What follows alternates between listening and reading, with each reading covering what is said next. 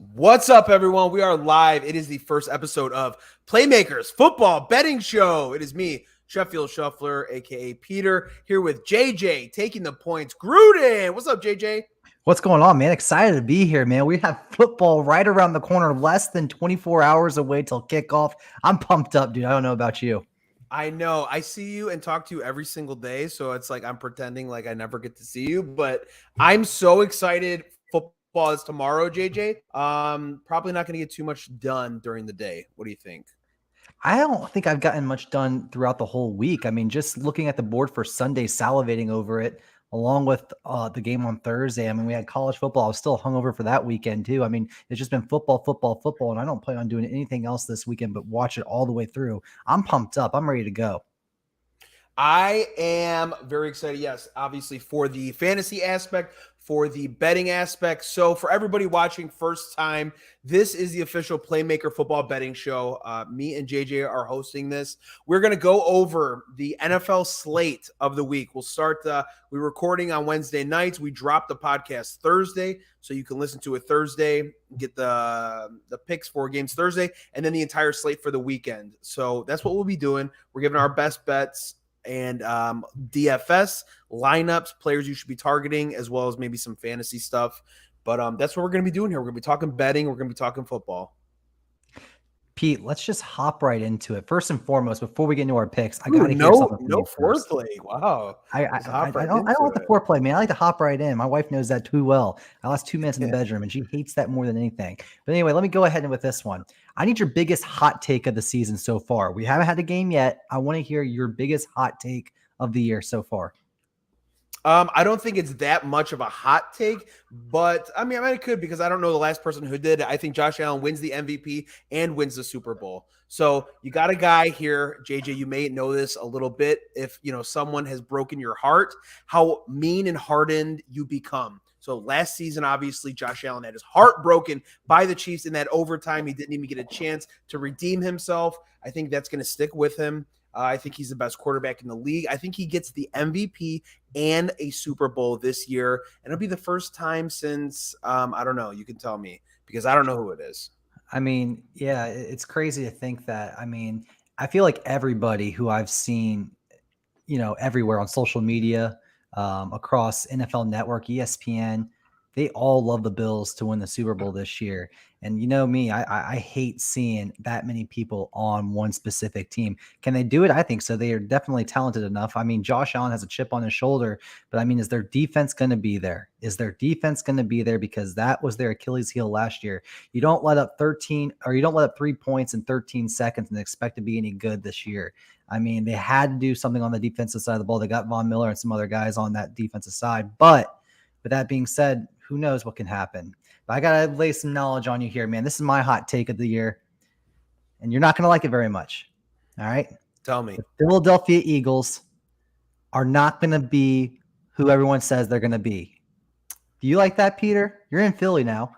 I am. This is my new city, and I just think you're wrong. I just don't believe it. The hype is not for real, Peter. Well, please explain to me, why is the hype not for real? I mean, first and foremost, I mean, we got to rely on Jalen Hurts. I mean, sure, he had really no expectation. He had no bar set for him, right? This year, he has a bar. He has a lot of expectation. If he fails, I mean, that pressure right there is like insurmountable, right? I mean, Jalen Hurts has to perform this year to get his team back in the playoffs. Last year, he really had nothing to lose. He was coming in, he didn't know if he was really going to be the starter full time. But now they saw that they could make the playoffs with him. I mean, great for him, but I mean, they had a pretty easy schedule last year. They had some close games and they pulled some out. The NFC wasn't very good though last year either. I mean, I feel like they just get A.J. Brown. They make some additions on the rookie side of the ball for defensively, and everyone thinks that the Philadelphia Eagles are the best team in the world, I feel like. I mean, does the Dallas Cowboys exist anymore? I mean, the Washington Commanders are a football team or whatever they are right now. I mean, even though they got Carson Wentz and we don't know how good he is, they still have a great defense. They still have a good offensive line. They still got a good run game. I mean, they can make some noise. New York Giants, new coach, who knows? I mean, it's any given Sunday, right? At the end of the day, NFC least too on top of that. I just think that people are giving the Eagles way too much credit. I don't think they're going to win 10 games this year or more. I mean, I just don't see them winning the division. Yeah, well, Nick Foles has more playoff wins than the Cowboys do in the last 25 years. So I'm not believing the Cowboys until I hear it, or until I see it. A.J. Brown, the addition to the Eagles, could be a top 15, top 20 wide receiver. Same thing with Devontae Adams, one of my favorite tight ends, Dallas Goedert. But, JJ, let's look at this defense that has drastically improved. And the first time in a long time that the Eagles have drafted very well. They have probably two of the best corners in definitely in their division, in Darius Slay and James Bradbury. Can't think of two other better ones. Free safety, they just got CJ Gardner-Johnson, Josh Sweat, Javon Hargrave, Fletcher Cox, Brandon Graham. That middle, and of course Jordan Davis. Have you seen the size of that guy? So I think they really beefed up the interior as well, going to stop a lot of the rushing attempts from other teams. So I think this defense really kind of impresses me just as much as the offense. We'll have to see, Peter. We'll have to see. They're still the Philadelphia Eagles in the NFC East. I just do not think that they deserve all this hype. That's all I'm saying. JJ, are you interested in a side bet in regards to the winner of this division? I will welcome that wholeheartedly. Okay, we need to think about a wager. Maybe if you guys want to tune in and see what we can come up with. But I would take the Eagles to win the NFC East. You seem to like the Cowboys. I think there needs to be a wager on it. And we can come up with it in the next couple days. I agree. All right, JJ. We'll figure out something. Let's move in to this Thursday night game. Bills versus Rams. It is a 2-point spread right now. And last time I looked, it was 52.5. Is it still sitting at 52.5? It's actually 50. It dropped to 51.5, I believe. I saw that 51.5. I saw that 52 earlier today. Very weird how that's happening though right now with these two teams, especially with a team without a couple corners in Buffalo. And we know how prolific that Sean McVay ran offense is for LA. So it's a little strange to me that total is going down. Mm-hmm. Yeah, I'm just waiting for my sports book to load. Yeah, 51.5 right now. So for this game, for Thursday night game, I'm so excited for this, JJ. Oh, we're gonna definitely drink some more whiskey, have a couple beers, and get to watch kickoff. But for this game, I got to pull up this not a graphic right here, but here we go. This game, I am taking Bills -2. You can get that at -107 at some of your books. For these reasons, JJ, Bills -2.5. Bills, as much as you want to speak disparagingly upon their defense, Bills had the best defense last year, and they added Von Miller, who's coming off of a Super Bowl win. Like I said, the storyline of Josh Allen having his heart broken. What happens to a guy when he gets his heart broke? Comes back with a vengeance, baby. Nobody gave up less yards per game or points per game than the Bills. They're ranked number 1 in passing yards. They gave up 13. They're ranked 13th in rushing yards. Bills offense ranked 5th in yards per game last season. They're the number 1 in point differential with 194. Next would be the Cowboys at 172. Bills also covered 10 times last season, which is pretty good. Rams have the second most passing TDs from last season. Josh Allen, number 1 fantasy football scoring quarterback. So for those reasons, I like Bills -2 in a statement game, letting them know that they're here and the time has come. All right, let's talk about this Bills team though real quick. I don't want to rain on your parade, but I'm on the other side of here. I'm on the Rams money line. But first and foremost, let's talk about this Buffalo Bills team in the regular season. Who have they played and who have they beat, right? I mean, playoff teams, they beat Pittsburgh. Okay. I mean, they really had like an old, fragile Ben Roethlisberger who looked like my 64-year-old father with arthritis right now. They played Kansas City. They did beat Kansas City. That was impressive, right? Tennessee, they ended up losing against Tennessee. I mean, they really didn't play anyone good. I mean, New England, they lost to New England. They split it with New England, actually. I mean, and then also Tampa, but they ended up losing to Tampa. I mean, they haven't really won any good games against any playoff teams last year. Now they're going into this year and they have to open up against the defending Super Bowl champions. Let's not forget, they're the defending Super Bowl champions. All right. Just so Odell-less, offense, and they also lost Von Miller, like you said. Their offensive line is very strong still. However, if someone goes down on the offensive line, they may be facing some trouble. But with that being said, I mean, they are at home And there's no reason why I feel like the Bills should be getting any points. I feel like it should be closer to a pick 'em. But if you're going to give me 2 points, I know I had them on the money line because I just think that's way too much value not to take that. I mean, the safe play would probably be to buy a point and get them at +3. But I'm going to take the value here at home, and I'm going to go with the Super Bowl, the defending Super Bowl champs. I just can't pass that one up. And I just think that offense is way too good with the corners out for Buffalo and Tre'Davious White. And then their other corner who left for Pittsburgh. What's his face? God, what's his name? I can't remember his name. But anyway, but that other corner who left for Pittsburgh, now they got 2 rookie corners playing in place of them. They got the guy from Florida, and they got a kid from Villanova in the 6th round that they pick it up. I really like the Rams to throw the ball here, get guys open, and really take advantage of a Buffalo defense who might not be fully in sync yet. Yeah, these are both 2 very accurate ways that this game could go.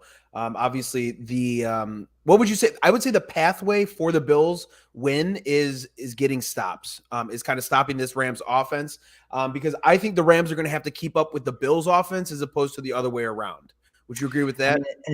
And if you look at it, I mean, like we say that the Bills had one of the best defenses in the league, but then to my point earlier, though, they really didn't play anyone that good. I mean, they're in the AFC, the AFC East, and I mean, nobody really from that division was threatening to them. You can make a case for New England, but I mean, offensively, they're not really a juggernaut. And then you got Miami, who ended up losing their head coach, and then you also had the New York Jets, obviously. That's 6 games right there to buff up those defensive stats. Now you got to play one of the best offenses in the league in the Rams. Remember when they lost to Jacksonville too?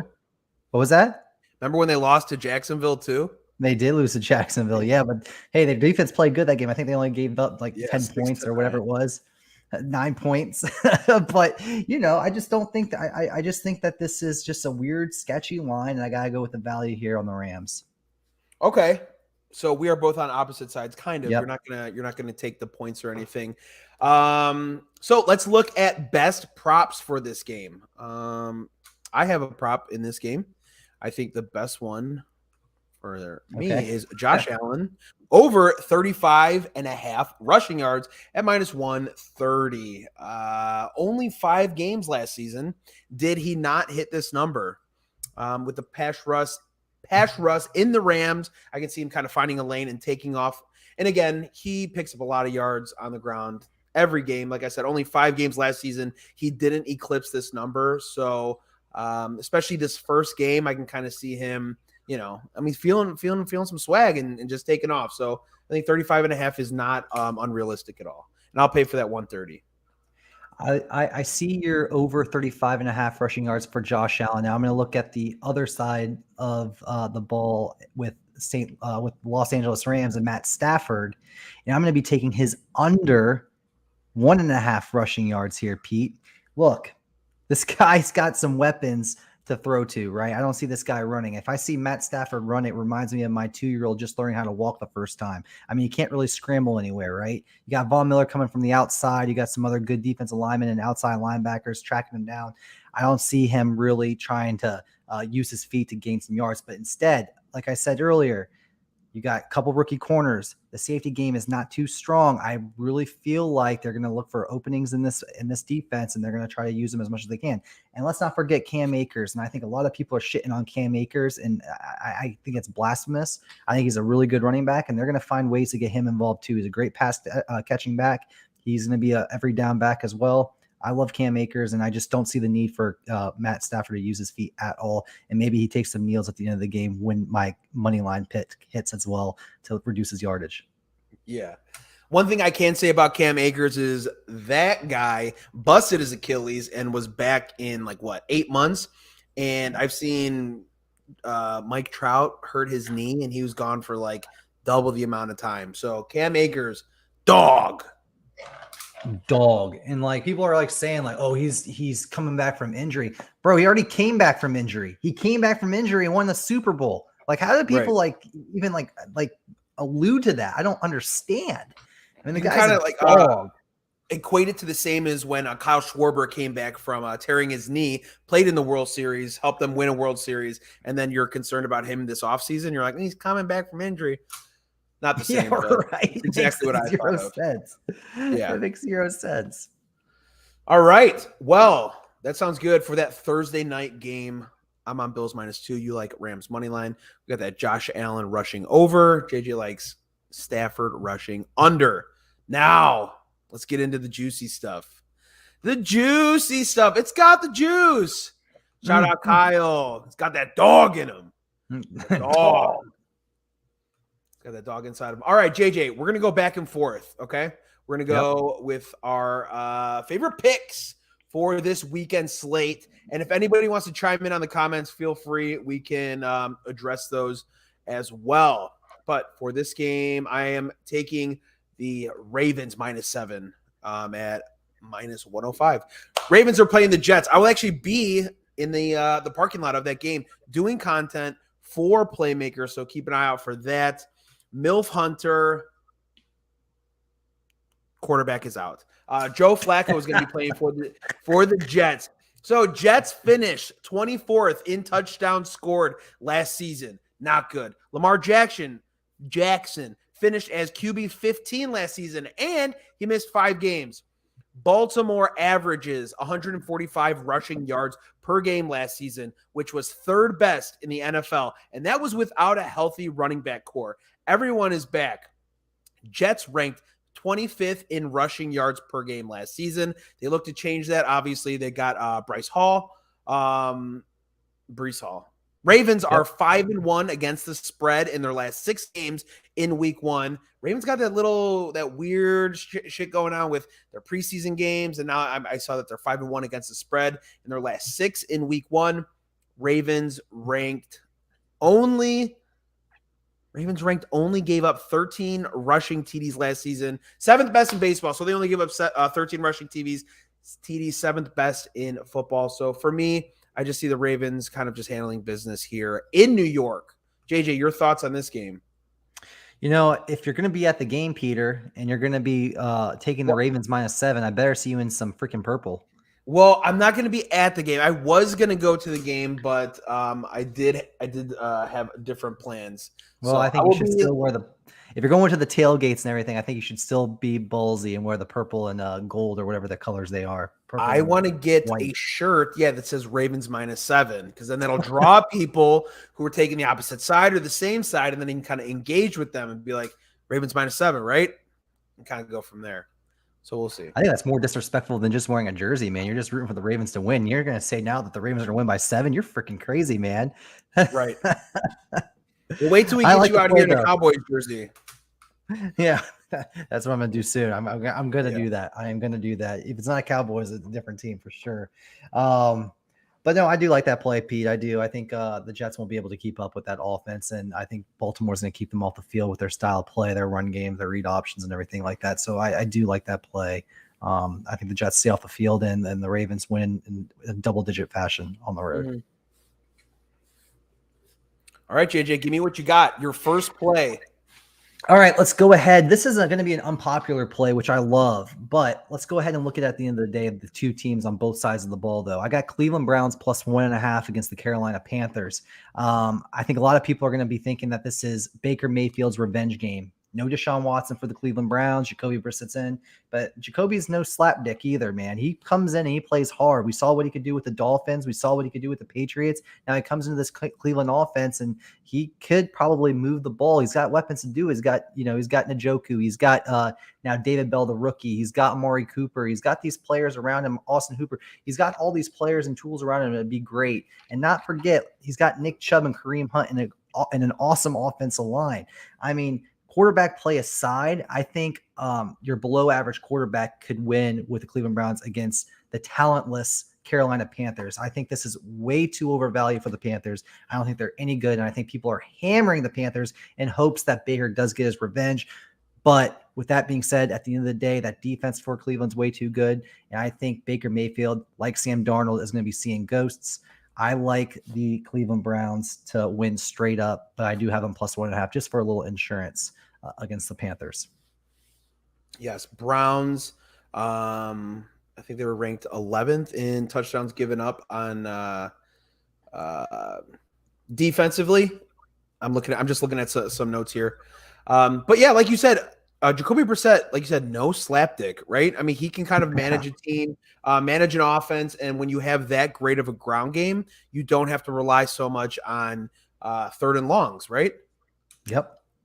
Which will put them in an advantageous Exactly. position. I do like this storyline, though. I do like it because I do think Baker Mayfield is a good quarterback. I think he is a good quarterback when he's healthy. I don't think he is a great quarterback by any means, maybe, but I think he's a good quarterback when he's healthy. And I like that this is the first game back from the team that traded away from him and kind of see how it goes.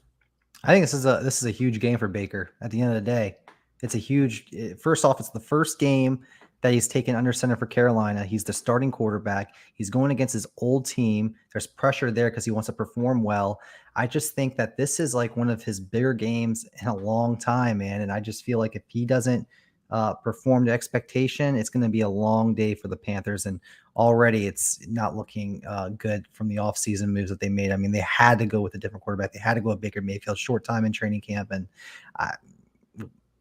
I don't know, man. I just think this is just a storyline play for people hammering the Panthers, and I just don't see it happening.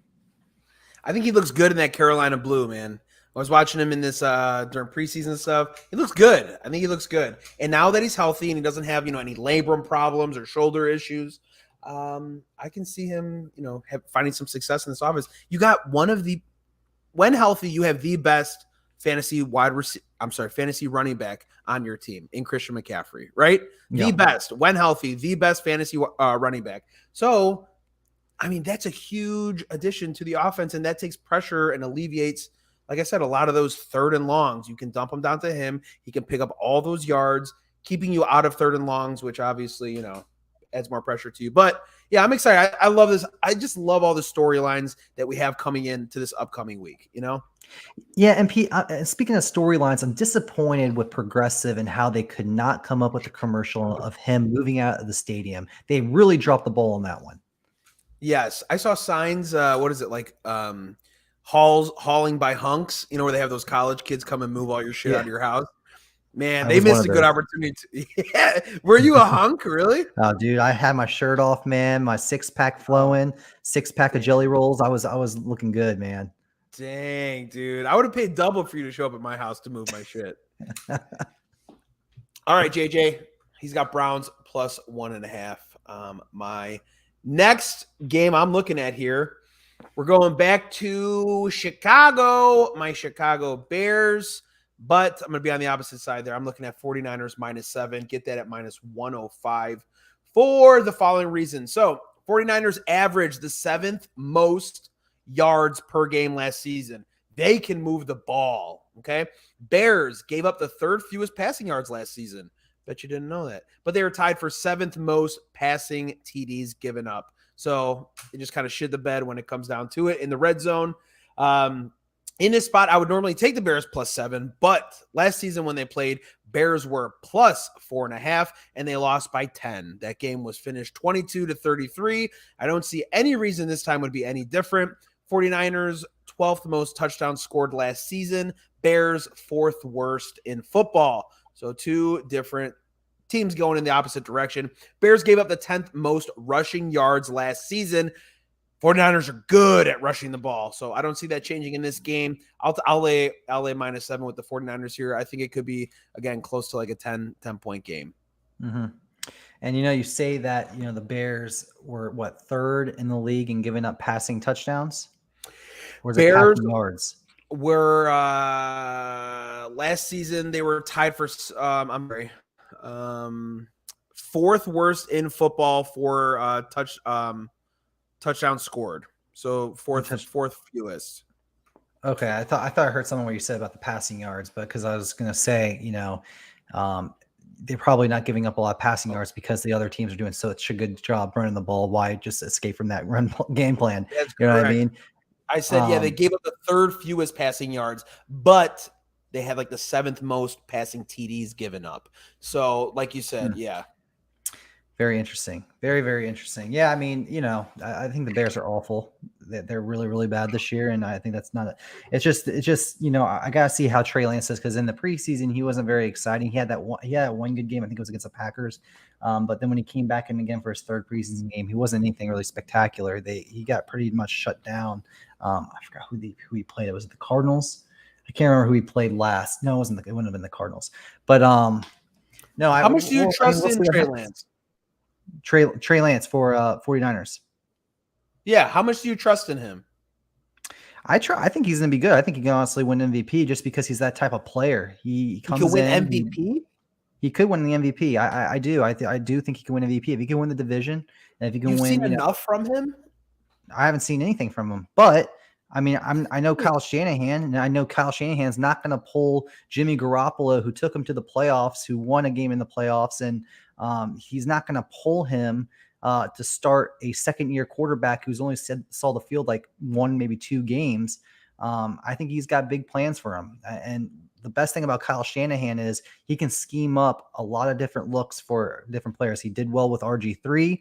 He did well with Jimmy Garoppolo. He did well with Matt Ryan. I mean, and really Trey Lance is just basically an equivalent of in-betweenness of an RG3 and like a Matt Ryan. He's got the arm and he's mobile as well. So imagine doing a lot of different things with him. And I think Kyle Shanahan's going to have a lot of fun, and it's going to really pad up his stats a lot. So I really think that, Trey Lance is definitely worth a dart throw for MVP this year. Yeah, I haven't seen enough from him, honestly, just to take a stab at that. So yeah, I'm curious. I think this is a good first week for him. Go against the Bears. And kind of see what you got. I mean, if you're not impressive, I don't know how much his stock is going to be valued. But I don't know. We'll see. I just haven't seen enough yet to make a decision. I think that's fair. Yeah, that's fair. That's fair. Give me your number 49ers -7. I am. Yeah, exactly. That's how much I am confident in the Bears' incompetence. So you're more like you're not betting on the 49ers, you're fading the Bears. Yes, they're going hand in hand. Got pretty much. Their run game, I think their run game is just phenomenal. Got it. What do you got next, JJ? Next, we're going to go to Cincinnati, except I'm not taking the Super Bowl runner-up, ex-Super Bowl running-up Bengals. I'm actually taking the Pittsburgh Steelers +6.5. I'd probably buy a half a point there to get them at +7, but let's just go ahead and talk about the +6.5. One of the most underrated stats in the NFL, Pete, is Mike Tomlin's coaching record with Pittsburgh. He's never had a losing season in 14 years as head coach of the Pittsburgh Steelers. That is so hard to do when you see all these coaches coming in for 2-3 seasons, getting fired right away. But Mike Tomlin, 14 seasons, 9 trips to the playoffs, 7 AFC North titles. That's 50% win rate for AFC North titles, right? 2 trips to the Super Bowl. He's 1-1. And one of my favorite stats, he's 154 and 85. That's a 64% winning percentage at Pittsburgh. And you're telling me you're going to give me +6.5, +7 points against Cincinnati? And look, I think Cincinnati is definitely approved. But I think there's a lot of people coming in on Cincinnati thinking they're going to win this game. And I don't think people are ready for Mitch Trubisky. I think people need to be worried. He just got the co-captain sticker on his jersey, and that's for good reason too. I really think he's going to be a leader. He brought what he learned from Josh Allen and Greg McDermott over in Buffalo. He's a new man. He's not playing for Chicago anymore. I feel bad for Justin Fields because he's talented. I know that because I'm a huge Ohio State fan, and I know he's getting ruined over there. But with that being said, Mitch Trubisky, I think, is going to come in and he can use his legs. He's going to be able to do the read option with Najee Harris. Deontay Johnson's going to be on both sides of the ball, getting open with his speed. You got Chase Claypool still, and now George Pickens. They got a good team. And don't forget about that defense. The reason why they went to the playoffs, kind of like the New Orleans Saints is because of that defense, the steel curtain. And if they can limit Joe Burrow. Now, last season wasn't so great because they gave up 41 points the last time they played to the Bengals. In the last 3 meetings, too, they lost by double digits. But with that being said, still, I do like the Pittsburgh Steelers and the value there. I might even take a money line, to be honest with you. I really like the Pittsburgh Steelers to upset Cincinnati this week. JJ, last season, the Bengals covered. If you had to guess how many times they covered, how many times do you think the Bengals covered? I mean, I think they were underdogs quite a bit early, so I know they won a lot of those games. I would say they're probably just above 500, but they go 9, probably 9 games they covered. 14 Really? times they covered last season. That is the second most behind the Cowboys. Cowboys covered the most last season. So, but that's including the playoffs too, obviously, though, right? That's including it has to include the play. Yeah, it's got to include the playoffs. Sure. Yeah. Wow. But so yeah, we talked about Steelers. They lost 24-10 in week 3 to the Bengals. That spread was only -2.5. And then they later lost in the season 10-41. And that spread was +3.5. But here's a stat that I really like too, JJ. And then I got a question for you after. But in the last 21 seasons, Super Bowl losers have gone 4-17 against the spread in week 1. Wow. You like that, don't you? I do like that. So, I like that a lot now. My follow-up question to you, JJ, is how much do you buy into trends? Like when I give you a trend like this that takes nothing into consideration, but in the last 21 seasons, Super Bowl losers have gone 4-17 against the spread in week 1. How much do you buy into these kind of trends? I mean, a little bit. I mean, I think that kind of a trend is crazy because, it's not the same team. So I can't really think too much of it.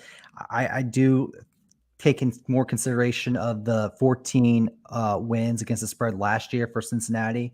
And obviously Vegas is doing their due diligence to, move up these lines for them. So now they're -6.5 point favorites. I can't remember when the last time the Bengals were 6-point favorites against the Steelers, right? In the last decade or 2 decades. I'm not sure. I don't ever think they were. That's something to kind of look up and figure out. But with that, just talking about that, I mean, that's the one I'm looking at. But if it's just like random teams being 4-17, I really don't look into that one as much. Yeah, but you'll look at it if it supports your narrative, right? Like in yeah, this exactly, case, exactly. I like that though, right? Yeah. Beautiful.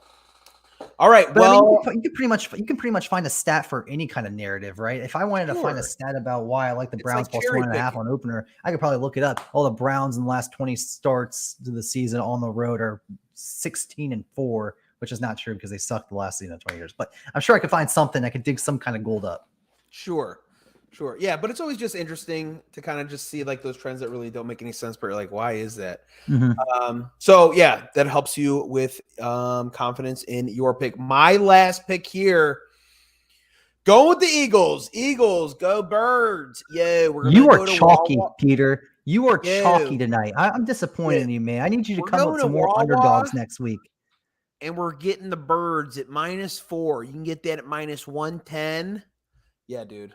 Fucking Birds, baby. We're going Birds. Eagles beat Detroit 44-6 last Halloween. My favorite holiday. 44-6. It was a fucking shellacking. This is a double-digit win for the Birds. Detroit, one of the worst defenses in the league, and Philly has them beat in virtually every position. Here's something that goes against what I'm saying. Jared Goff, 5-0 against the spread in week 1, and I couldn't care less. Eagles averaging 26 points per game last season. Lions average 19 points. Upgrade on the offense for the Birds. Upgrade on the defense for the Birds. I just don't see it being within 4 points. So I'm going to take Birds -4. And you can't tell me otherwise. Everyone's all, oh, they were on Hard Knocks. The Lions, they had Eminem come. Oh, I love the Lions. Not going to happen. Birds are going to shit down their throat in dramatic fashion and let everyone know they're here to play. If you had to rate the worst franchise city, the worst cities for franchises, is Detroit up there in the top 3 for you? Are you talking about fast food franchises or sports? No, just for sport franchises. Oh, geez. Detroit, not a very good sports town for sure. I'll be honest with you. I think a lot of the California teams are bad sports towns. I think LA is a bad sports town. Why would you? I don't think the people in California care that much about baseball, football, maybe like the Raiders, but I just don't think That's just me. I don't. Not that they're not like a big marketable team. What else? Tennessee, Orlando. Don't say that. Well, that was a low blow, man. That was a low blow. I don't have much. I don't have much in life. I don't root for anybody except for that team. Yeah, Detroit's definitely up there though. Bad place to be in general, right? Yeah, I agree. No matter Yeah, what mile you're on, 6 mile, 7 mile, 8 mile, they're all bad. And also don't go to Flint. Yeah, right. All right, let me go ahead and my last one, man. This is a big one for me, and it's actually kind of like hard to say. I'm gonna need some like help getting it out because it's going today, Junior. It's going against my golden rule of sports betting. Man, I have like one golden rule, and it's never to do this, but like, oh, I have to. Like, I just do it. I'm going the Dallas Cowboys to beat Tom Brady and the Tampa Bay Buccaneers. Oh, betting against Tom Brady in week 1. You know who never makes any money is people betting against Tom Brady. Oh, dude, it's tough, man. I never do it. I never do it. And it was funny because right before we came on, I got a text from my brother said, "Hey, JJ, you know who's 6-0 against the Dallas Cowboys? Tom fucking Brady." So Tom Brady is 6-0 against Cowboys, never lost against the Cowboys. Last year, we remember how good that season opener was. These guys meet again up for the second season opener in a row. And I think the Dallas Cowboys took last year kind of personal, right? They were in the game the whole time. Tom Brady ended up having a miraculous drive towards the end of that ball game and squeezed one out by 2 points thanks to a field goal. But the spread is so low. And I do look at spreads, and I do look at how Vegas will try to get money out of people. And it being the Sunday night football game where there's going to be a lot of people to lose during the day, and they're like, oh, I have an idea how to make my money back. Let me bet on the GOAT, Tom Brady. But I don't know if that's a good idea, man. I think the Dallas Cowboys are going to be good this year, even though they lost Amari Cooper, even though, they lost Tyron Smith on the left side. They ended up getting Jason Peters from the Philadelphia Eagles, but to kind of replace him, I still think they're going to be okay. I think they're going to be an offensive juggernaut too. I think CeeDee Lamb's going to have a big year. I don't know about Tampa's defense early, the continuity with the offensive line. A lot of players left the Tampa Bay offensive line due to injury. Guys are coming back from injury for the wide receiver core. New guys are playing with each other. I just don't know, man. And I think that, with Tom Brady missing the 10 days of training camp, I could see us waking up the next morning and ESPN saying, oh, is Tom Brady going to retire early? He missed the last 10 days of training camp and now he's lost and he looks kind of squeamish and blah, blah, blah. Is this his last year? But then he's going to go back out and then he's probably going to win 15 straight and win the Super Bowl this year. So, I don't know what's going to happen, but I do like the Cowboys to get the first victory of the season against the Buccaneers. Hey, JJ, I don't blame you. You know why? Because I took the Rams in that divisional round last season versus the Buccaneers. Because you know what? There's a time where they're going to fall. The great ones always fall. Father Time is undefeated, right? And I love Tom Brady. I'm from the fucking Midwest. He went to Michigan, and he's a cool guy. Everyone loves Tom Brady, where I'm from at least. East Coast is a little bit different, but I love Tom Brady. But listen, there is a time where you need to take that away and say, this is not, it makes more sense to bet against him than it does. Those 2 decades of winning are gone, right? Those are already done. So there's going to be a point where there's going to be more of an edge to bet against him. So I think you're right. And I'm with you because I did it last season and it didn't feel good. Took the Rams against the Bucks. They ended up winning 30-27 in the divisional round. And it felt nasty, but there's got to be a point where you take your shot and you don't fucking miss. So I'm with you, man. I understand your rationale on that. Appreciate it, man. Thank you. It was really tough to do. I'm not going to lie. Good. Well, I'm glad I could walk you through it. That's gonna be Sunday night game, so that's gonna be awesome. That'll be so much fun. All right, we're at 39 minutes, so we're gonna be wrapping up here soon. Guys, we're gonna have like a DFS fantasy players to target segment coming up. We're just trying to figure kind of everything out. But here's mine for today. So we're gonna do like DFS daily fantasy lineups or like props to target. Mine today are going to be Michael Thomas and Mark Andrews coming up here in this weekend slate. So Michael Thomas last season, obviously didn't play, but last season for the Falcons gave up the most fantasy points per game to wide receivers. So that's good news for Michael Thomas. He's averaging almost 100 yards per game against the Falcons. He's played 10 games against them, and he's averaging almost 100 yards per game against a team who's given up the most points per game to wide receivers. He's going to be a very familiar target. Jameis Winston's going to rely on him, I think. So I think that is a great wide receiver, maybe in a flex spot, something like that, to target. And he's also on my fantasy team, so take it for what it's worth. Also, Mark Andrews. Now, we've talked about the Jets and the Ravens. Jets ranked 5th worst in football in regards to points allowed to tight ends last season. So they're giving up a lot of points to tight ends last season. They're allowing over 1,100 yards to tight ends last season. They gave up the 12th most passing touchdowns to tight ends last season. Mark Andrews averaging over 80 yards per game last season. So for all those reasons, I think these are two guys you should target in your DFS, fantasy, some of their props. I didn't dive into the props, but those are two guys that I like. Yep. And I know you're with me on one of them, JJ. I'm with you on Mark Andrews, man. I'm with you on Mark Andrews. The Jets cannot cover a tight end to save their lives. And, with the disappearance of Hollywood Brown for the Ravens, Lamar Jackson's still going to lean on his guy the most, and that's Mark Andrews. He's a safety outlet for all quarterbacks, and that connection is realer than any connection that he currently has. Even though I think Rashad Bateman's going to have a hell of a year, but Mark Andrews is going to take full advantage of this Jets defense, and I can't agree with you more there. Another player prop that I do like that I'm targeting too is the Baker Mayfield over a half of interception. I know you didn't put that on the little screen, Peter, but that's okay. I like Baker Mayfield to throw a pick against the Cleveland Browns and that defense. I think it just means way too much to Cleveland not to make sure they read this guy and get some kind of a revenge on him, because all he's been talking about is he's going to beat the fucking ass of the the Cleveland Browns. But Cleveland's been silent. They've been silent. I think they're going to show something on Sunday. So look for Baker Mayfield for a pick. What was allegedly, that? He allegedly said that. Oh, he allegedly said that? Did I just get tricked by Ballsack Sports again? No, yeah. I think they interviewed him and he was like, I never said that. You guys are just going to run with whatever story you want to anyway, so it's fine. But, they got the book on him, right? The Browns defense got the book on him, so I think that would make sense if you're going to pick. All they got to do is just guard one receiver, because that's all that Baker Mayfield throws to anyway, just one receiver. Right. So, there we go.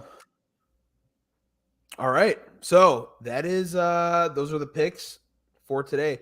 JJ, that's all of our segments. Guys, we're going to continue to update this as we go along. Obviously, this is the first show of the season. We want to keep it like 35 minutes. We're at 42 right now, 43. So we're going to keep it nice and short so you can listen to it while you're walking the dog, taking a shit, doing whatever. But those are our plays for today. JJ, we're going to start coming up with punishments, right?